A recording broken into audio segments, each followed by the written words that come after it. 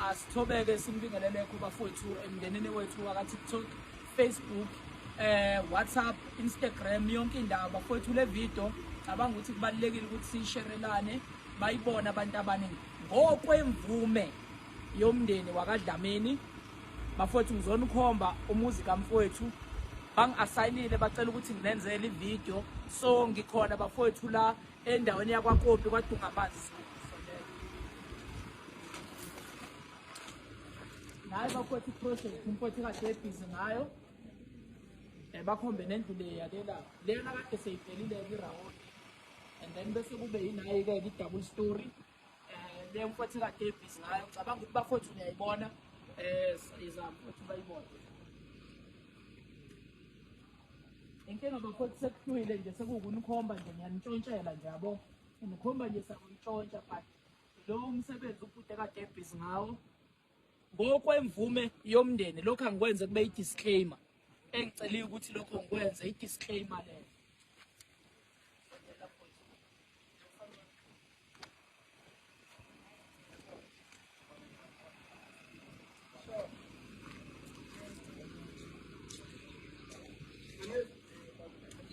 Alright bafowethu, ngicabanga ukuthi South Africa yonke niyabona iy'thombe zalendlu baningi abasazoyishutha nisazoyibona nasemini futhi mangabe kuvela ithuba kwenzeka ngifika ngapho kwaDungamanzi ngizonishuthela bafowethu niyibone in case ngingakahambi. If sengihambile naye bafowethu indlu ngicabanga ukuthi ikhona iy'thombe ziyatrenda zayo umfowethu kumsebenzi kade ebhizi ngawo, so abakubo bebethe ngoba umfowethu umuntu wabantu bathi intokozo ibushutha. Cha baningi vele abasazofika beshuthe la, kodwa nje benginikhomba nje bafowethu ukuthi niyibone njalo njalo.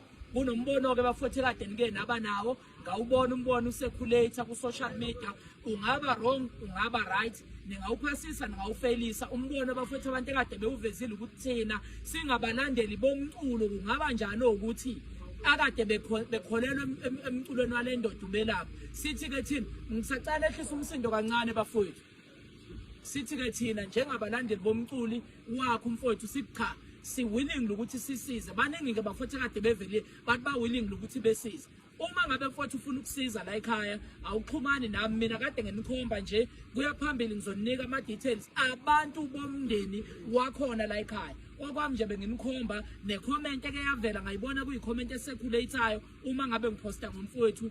Akuzi bafowethu kimi kunabantu bomndeni, umndeni wakhona angisile ilunga lomndeni bafowethu wakaDlamini nedi bathe bacela ukuthi ngibenzele, uyabona. Nabalandeli-ke abanye bavelile bathi ngathi sekuyoba nemigudu yakhona ukuthi kuxhunywa nobani, kodwa bakhona kaDlamini. Benginikhomba nje bafowethu umsebenzi kamfowethu, i-suggestion yonke into ivulelekile, umbono womuntu ubalekile. Ngicabanga ukuthi naba kaDlamini wabakhona abangilandela abaningi bazowubona ukuthi ngithini, bese bethatha imbono yenu, bese mina ngibuye kini mangabe sesithola imbono ngithi abantu bomndeni bathi bacela ukuthi kwenzeke kanje ukuya phambili. Bafowethu mkhulu lo msebenzi wensizwa esasencane kangaka, mkhulu kakhulu kakhulu kakhulu kakhulu kakhulu. So-ke uNkulunkulu-ke nangabe unqumile. By the way bafowethu, ngesabatha uyabeka umfowethu uyobekelwa khona la kaDungamanzi.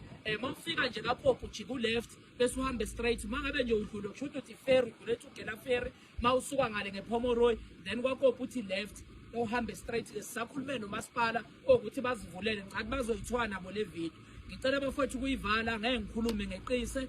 Okunye nokunye bafowethu ngizoba yizwi lokuthi bona bazoyibetha ngenzeni futhi besangakhetha futhi omunye umuntu ukuthi sibanibani sicela ukudlulisela umlayezo as long as kuzogcinela emndenini wakhona. Ngale kwalokho bafowethu ayiselithambeme, kubhlungu-ke lithambanga nomunye wabafowethu obezama impilo ehlanganisa, kodwa siyawuthini impilo namhlanje kunje kusasa kunje, pho siyothini. Siyabonga.